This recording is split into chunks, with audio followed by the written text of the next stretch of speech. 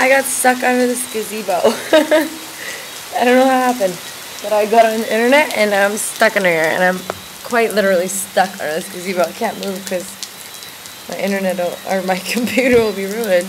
But it's pouring rain and I'm stuck, and my room's right there, but I can't go. I love everyone who's seeing this.